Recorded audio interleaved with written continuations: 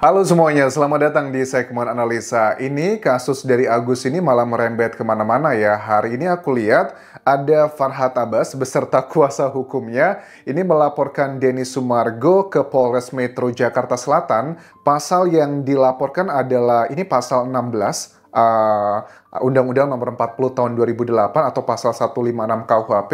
Ini tentang ujaran kebencian antara kayak adu domba suku gitu. Loh, kok bisa merembetnya ke sana? Jadi setelah aku cek, ini adalah akibat dari kunjungannya Densu waktu ke rumahnya Farhad Abbas, yang sebenarnya kita lihat kayaknya lucu-lucu aja, seru-seru aja, nggak ada hal-hal yang tidak diinginkan terjadi. Tapi Farhad Abbas ngerasa bahwa harga dirinya itu dipermalukan pada saat ini sudah menjadi konsumsi TV ataupun juga media nasional ataupun juga sosial media, karena kesannya kan bahwa Farhad itu takutnya sama Denny Sumargo, dan Farhad itu baru sadar gitu ternyata banyak orang-orang tuh yang bilang ke dia, kok kamu digitukan sih, itu nggak pantas, orang tuanya, sahabatnya, katanya saudaranya. Makanya dia melaporkan Denny Sumargo dengan pasal tersebut. Coba kita lihat dulu, Krisnamurti ini ditunjuk ya sebagai kuasa hukumnya Farhad untuk melaporkan Denny Sumargo. Kenapa kok Farhad bisa sebegitu marahnya? Padahal waktu Densu datang, kan Densu udah bilang tuh di akhir dia mau meninggalkan rumahnya. Ini gue anggap, katanya aku anggap masalah ini udah selesai sampai di sini. Nggak usah kita bahas lagi. Udah kelar kan ya? Tapi ternyata ini belum kelar. Farhad memperpanjangnya dengan melaporkan Denny Sumargo ke Polres Metro Jakarta Selatan, Baru teman-teman. melaporkan hari ini masih damai. Dia aja keluar baik-baik di rumah saya, tiap hari ngomong, ngejek-ngejek saya. Tiap hari dia ngejek-ngejek. Oke, ini nih yang buat dia marah. Sudah keluar dari rumah saya, tiap hari dia masih ngejek-ngejek terus. Ngejeknya gimana sih, Bang? Ngejek kapan, Bang?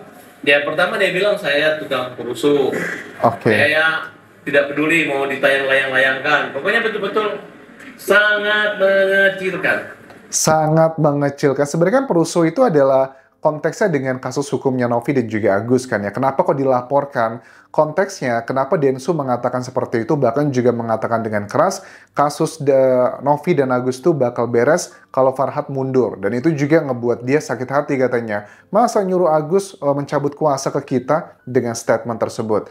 Nah, sebenarnya kan memang nggak bisa dipungkiri ya bahwa waktu selesai podcast Densu, Novi, dan juga Agus, itu kan sudah ada kesepakatan uangnya diserahkan ke yayasan dan mereka juga sudah oke. Tapi kenapa beberapa waktu setelah mereka selesai podcast, kok malah Novi dilaporkan dengan pasalnya, laporannya 2 kali lagi, itu konteksnya. Dan Farhad itu ngerasa sakit hati gitu. Kok gitu ya? Padahal ya dia nggak bener-bener amat sih. Ini kan lebih, ya kalau kita ngomongin hukum, mungkin kita harus cari nih pasalnya apa. Tapi kalau ngomongin secara logical thinking ya memang iya sih. Dengan adanya Farhad, kasus ini malah ada laporan hukumnya dari awal yang hanya sifatnya adalah perdebatan sosial media aja. Tapi begitu. yang saya rasakan di masyarakat, justru teman saya menilai sama. Kan kalau lu dikecilin, mereka marah. Oh Mereka gitu. datang, mau nyerbu rumahnya, tapi jangan. Oh, jadi temennya Farhad mau nyerbu rumahnya Densu, orang tuanya juga marah. Kok kamu dikecilin begini? Yakin nih, temennya berapa banyak nih? Banyak nggak gitu? Mau dia orang apa? Dia memang asli Bugis, Makassar. Ya kan biasa kalau kita orang Bugis, orang Makassar, ya kita saudara. Oke, jadi poinnya adalah itu teman-teman. Terus Densu pun juga sudah mulai bereaksi nih. Aku lihat di Instagramnya, story. Densu bilang begini, Makassar dan Bugis adalah suku yang bersaudara, yang mengutamakan harga diri dan jaga kehormatan lewat perilaku. Dan menurut gue, semua suku punya prinsip yang memuliakan harga diri serta kehormatan. Karena gue ditanya orang mana, ya gue menjawab dari mana gue berasal, dan prinsip yang gue diajarkan oleh leluhurku. Kalau tidak ditanya atau ditantang, gue tidak akan berbicara seperti itu. Mohon maaf kalau ada yang tersinggung karena gue bangga dengan prinsip Siri Napace. Jadi, ya bingung juga nih. Kan ada salah satu celutukan dari salah satu kuasa hukumnya Farhan bilang, dia itu cuma pendatang di Makassar ya kalau nggak salah. Ya, itu kan haknya Densu, walaupun dia pendatang, dia bukan asli sana, tapi dia kecil tumbuh di sana, dia bisa ngerasa bahwa dia adalah orang Makassar gitu. Dan aku tidak melihat ada poin unsur adu dombanya di sini. Coba kita lihat pasalnya teman-teman. Pasal yang dipakai di sini adalah Undang-Undang Nomor 40 Tahun 2008, Pasal 16. Poinnya adalah ini. Pasal 16 Undang-Undang Nomor 40 Tahun 2008, oke, mengatur tentang tindak pidana diskriminasi ras dan juga etnis. Oke. Jika ada seseorang yang melakukan tindak pidana diskriminasi ras dan etnis, maka dapat dilaporkan ke polisian. Undang-undang ini ya ada rinciannya sih, apa itu yang diskriminasi, apakah menurut kalian hal-hal yang seperti itu ngebuat masyarakat tuh marah. Ini logikanya aja gini. Ini kan kalau ngomongin soal hukum, itu kan perbuatannya apa, cocok nggak sama deskripsi pasalnya. Nah, kalau dari deskripsi pasal ini secara singkat, apakah ini ngebuat masyarakat dari dua suku tersebut emosi, langsung pengen berantem, langsung pengen melakukan hal-hal yang di luar batas?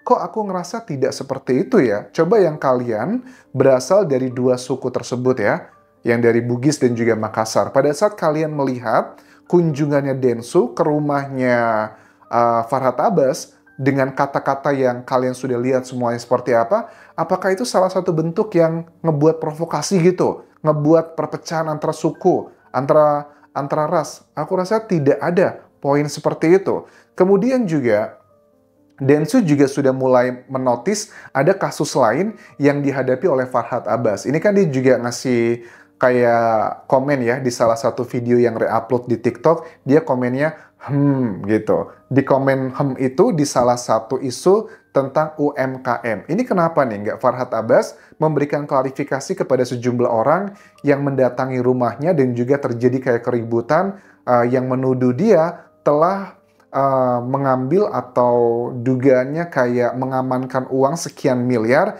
yang harusnya itu diserahkan lagi kepada mereka. Kan belum ada kejelasannya. Nanti kita bahas secara singkat apa sebenarnya poinnya, tapi coba kita simak cuplikannya pada video yang diberi komentar oleh Denny Sumargo, teman-teman. Coba Farhad lah yang menanggapi. Ya, kalau masalah lapor-melapor, kami nggak mau tahu itu, silahkan. Ya silahkan, tapi ini intinya ada dana kami yang dititip dan itu yang perlu dibalikin kepada teman-teman para UMKM sekalian. Kalau abang pribadi kerugiannya berapa bang? Kalau saya pribadi ada 3 miliar dan sudah dikembalikan 500 juta. Oke. Ada 3 miliar karena saya mengolah film waktu itu. Kalau saya. Dan itu sudah diminta Bang Farhad bahwa dana Pak Andi aja dikasih katanya. Tapi saya nggak mau. Saya melihat penderitaan member-member UMKM. Dan ini amanat ke saya dari Pak Sanjay juga secara tulisan tangan dan ada surat kuasa sepenuhnya ke saya bahwa tolong ditagih. Ya, tolong ditagih dan berikan kepada para member yang memang membutuhkan. Ini ada itikat baik Pak Sanjay di sini sebenarnya. Oke. Jadi kasusnya ini kalau secara singkat dari deskripsi yang aku dapatkan di sini adalah begini. Ada salah satu koordinator ya yang bernama Andi Muhammad Rivaldi, member UMKM mendatangi kediaman Farhad Abbas di daerah Kemang Jaksel untuk menagih dana titipan. Ini Andi mengaku pada 2019 ia dan ribuan member PT Cam and Cam, pimpinan Sanjay yang bergerak di bidang periklanan UMKM sudah membayar slot iklan hingga total 50 miliar kepada PT Cam and Cam. Akan tetapi PT Cam and Cam dianggap bodong dan Sanjay ditangkap Polda Jatim pada 2020. Sanjay pada saat itu memberi kuasa kepada Farhad Abbas, Elsa Syarif, dan Vidi Galenso. Karena takut dana tersebut disita, Farhad dan Elza menawarkan diri untuk memegang dan menitipkan dana tersebut kepada dirinya. Akan tetapi hingga Sanjay bebas, dana tersebut tak kunjung dikembalikan kepada member UMKM ini. Kini member PT Cam and Cam tersebut menagih dana titipan tersebut kepada Elsa dan Farhad. Akan tetapi menurut timnya Farhad, dana tersebut tidak ada hubungannya dengan Farhad. Jadi kan yang sudah menjadi tersangka dan terdakwa dan sudah bebas, Sanjay tersebut bilang bahwa itu uangnya sama mereka. Tapi dari timnya Farhad bilang bahwa tidak ada hubungannya sama Farhad tentang masalah ini.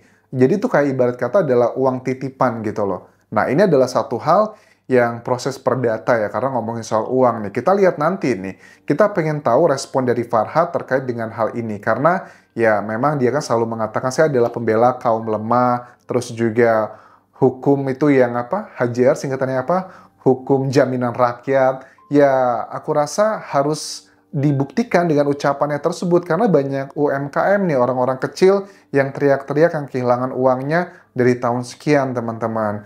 Terus dari poin-poin ini juga aku ngelihat bahwa ya aku rasa polisi kita terlalu banyak pekerjaan ya. Kalau semua orang yang sakit hati kecil dikit lantas dilaporin, kan kasihan banget polisi Indonesia harus mengurusi hal-hal simpel. Dan aku rasa dari tayangannya Densu yang datang ke rumahnya Farhad, bahkan setelahnya juga ada perdebatan yang di sosial media, masih tidak membuat sebuah suku atau dua suku tersebut ngebuat marah, emosional, ada demonstrasi di wilayah tersebut, ayo hancurkan Deddy Sumargo, nggak ada tuh. Jadi kesannya kayak diada-adakan gitu. Jadi ya kenapa dia tidak memperlakukan apa yang dia sampaikan pada saat menangani kasusnya Novi dan Agus, kan dia bilang begini, ini masalah kecil tuh digede-gedein sama Novi gitu loh. Apakah kamu tidak melihat nih ya, teman-teman ya, apakah permasalahan yang dimiliki Farhad ini adalah termasuk dalam masalah kecil, tapi malah dibesar-besarkan.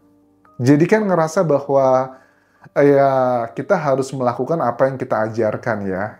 You do what you preach lah dalam bahasa Inggris ya. Sementara itu dulu bisa aku update, tapi kalau aku lihat dari laporannya ini, kemungkinan besar dari pihak Polres Metro Jakarta Selatan, dari pasalnya aku lihat, tidak akan ya memproses ini, kayaknya nggak akan ada ditemukan unsur pidana karena terlalu lemah sekali. Tapi kalau seandainya ada ditemukan unsur pidana dan Densu bisa menjadi tersangka, waduh, luar biasa banget nih hukum kita.